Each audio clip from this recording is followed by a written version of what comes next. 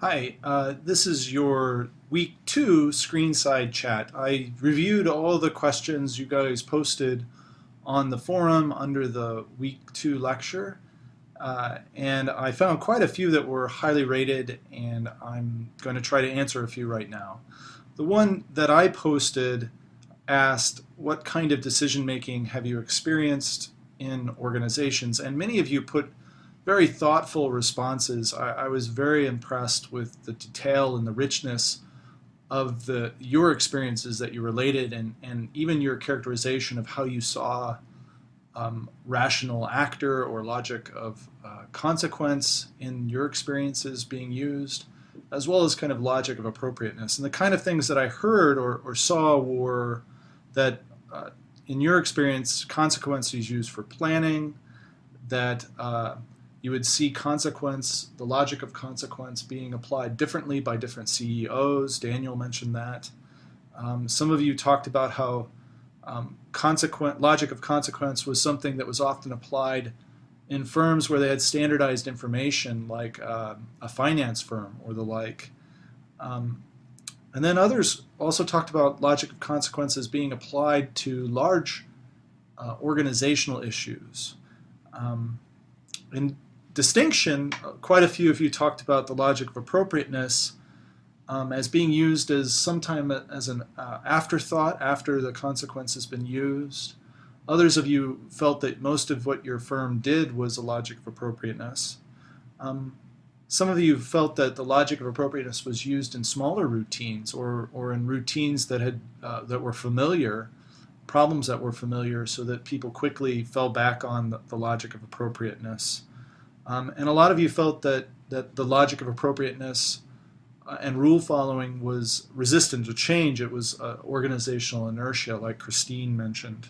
So I thought those were really insightful comments, and I don't have much to debate with any of that or to articulate further. What I can say is that the logic of consequence and appropriateness are both forms of rationality.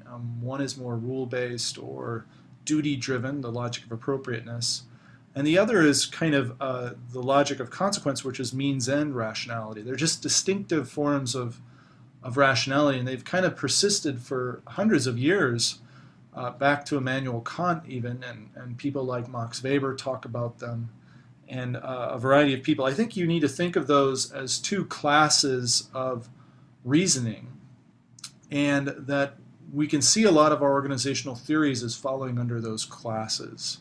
So obviously the rational actor model is going to fall under the logic of consequence, and the organizational process model will be falling under the logic of appropriateness. Now there was a question that was directly related to this that I thought was quite insightful, and it was Chitra's question about, can superstition influence decision making? And this idea was that the belief that certain times were better for a decision to be made than others.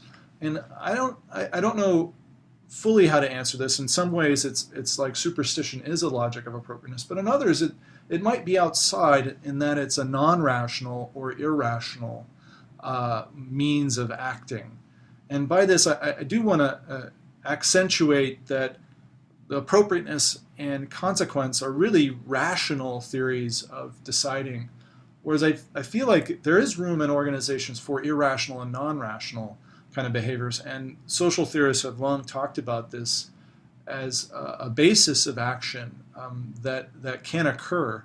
And by non-rational, it means that it's neither appropriate nor valued in terms of its means to an end. It's acted upon irrationally. And I think there are cases like that. Whether superstition follows that, it's not clear to me fully, but I think it's something to consider as we go forward.